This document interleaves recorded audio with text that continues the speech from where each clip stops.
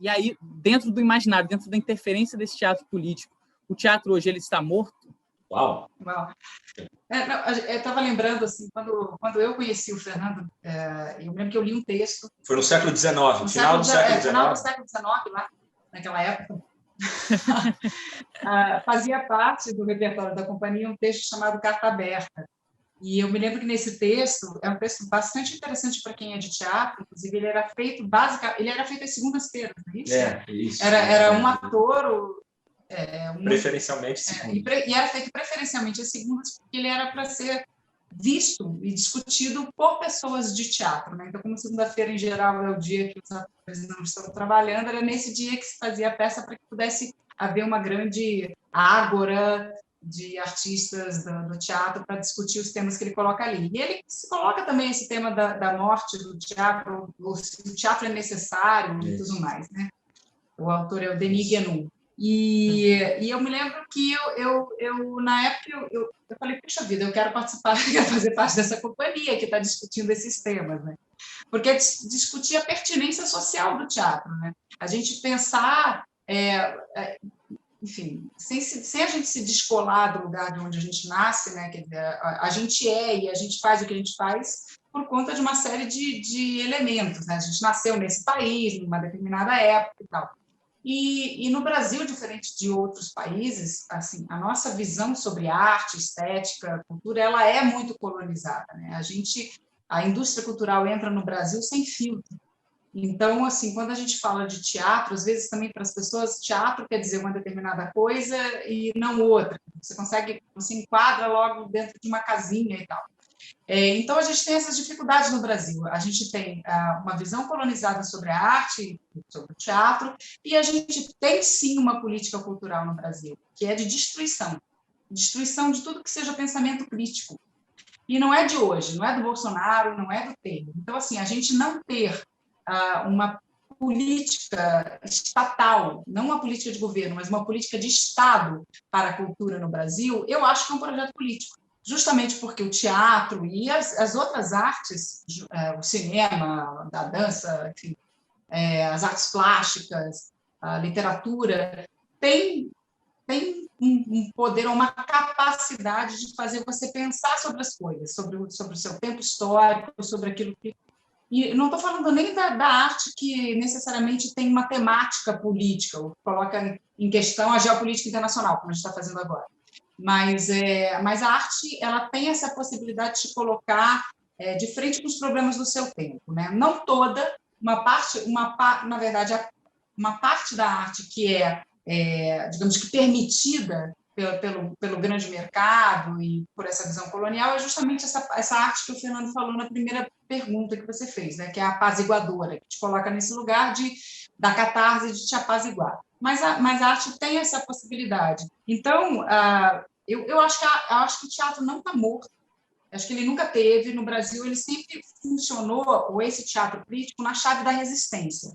Então, a gente tem, assim, e aí a gente tem uma grande importância de artistas e de pessoas que resolveram pensar o seu mundo através do teatro e das outras linguagens artísticas. A gente tem exemplos muito interessantes aí no início do século passado, nos anos 20, nos anos 30, na União Soviética, na Alemanha, em Bertolt Brecht, Piscator, Meyerhold, enfim, são figuras que a gente estuda, né, desse teatro crítico ou que tem uma herança de política, né, que nos interessa, mas a gente também tem experiências de um teatro que foi um teatro de resistência e que fez com que o pensamento se mantivesse ativo, que é o que aconteceu no período da ditadura no Brasil, né, com a Arena, no Rio de Janeiro Opinião, enfim, o trabalho desenvolvido pelo Augusto Boal aqui, grande parte de artistas e de grupos de teatro da América Latina que durante esse período da ditadura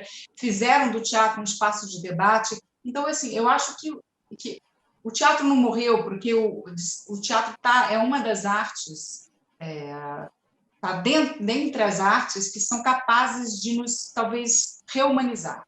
Eles são capazes de fazer com que a gente se entenda como seres humanos, que a gente se entenda como seres históricos, entendeu? Então, eu acho que ele não morreu e não vai morrer. A gente está passando por um momento que a gente nunca passou, as nossas gerações nunca passaram, a gente está tendo que se adaptar esteticamente, em termos de linguagem, mas a gente às vezes olha a história sem ter um olhar de perspectiva, né? As coisas não são... A gente está vivendo um momento muito difícil e esse momento vai passar.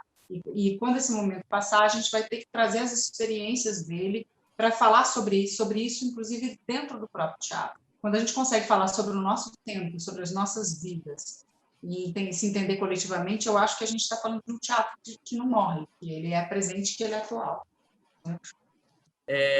Aí eu lembrei também de uma coisa, eu lembrei também de uma coisa que eu acho tem uma cena do Morro como um País, que é justamente o teatro feito nas prisões, né? Muito bonita essa cena. Sim, teatro carcerário. O teatro carcerário. E vale a pena ler ou eu falo? Não, eu vou falar dele. Na verdade, é do Kurtz, né? Do Kurtz. Flávio Kurtz. Flávio Kurtz. Um brasileiro que estava preso na Argentina. Esse eu acho que é um exemplo dessa parte aí que a Fer respondeu sobre o teatro como sendo capaz de reumanizar o humano, ou de um espaço de imaginação, para a gente imaginar o que ainda não existe, que ela falou na resposta anterior dela. E um exemplo, e por isso que a gente selecionou para o roteiro dessa peça, que se chama Morro como um País, é um exemplo de presos políticos durante a ditadura da Argentina, né, dos anos 70, que faziam teatro. Eles não podiam fazer nada, eles não tinham direito de fazer nada. Então, como que eles iam fazer teatro? Era muito simples. Na hora de tomar banho de sol, no pátio, uma pessoa se afastava do grupo, né? Em geral, ela encostava no muro, né, deste pátio da prisão, da penitenciária, e começava a descrever e, ao mesmo tempo, interpretar. Então, ela dizia, aqui tem um cenário de tal jeito, e depois ela começava a fazer uma personagem, e, em geral, o público de prisioneiros ali fechava os olhos e imaginava a cena. Né? E aí, quando aparecia um guarda, né, esse que estava falando, ele disfarçava, começava a falar banalidades, etc. Quando esse guarda penitenciário saía do espaço onde ele estava, ele voltava a fazer teatro. Né? Isso era chamado de teatro carcerário. Então, é um exemplo, a gente usou isso na peça para mostrar um exemplo da potência possível, até parece um pleonasmo, né?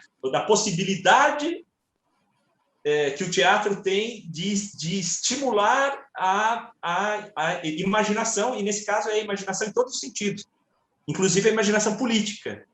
Né? Mas a imaginação também de imaginar o que não existe. Não tinha cenário, não tinha figurino, né? Figurino teatral, tinha a roupa, o uniforme de presidiário deles. Né?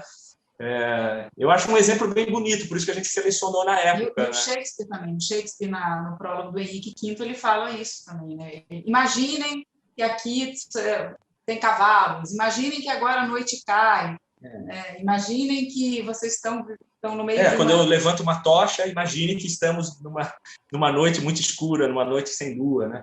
Então, assim, essas imagens sempre foram muito importantes. É legal ter lembrado isso. Elas sempre foram importantes na nossa trajetória, porque uma das ideias do coletivo comum, que você falou, ou da antiga Químico, a gente está, né, mudando de nome, porque mudou um pouco a composição do grupo também, mas uma das ideias fortes sempre foi investigar, mas não só investigar, digamos, conceitualmente, intelectualmente, mas investigar também na prática cênica, investigar o papel da arte e o papel do teatro.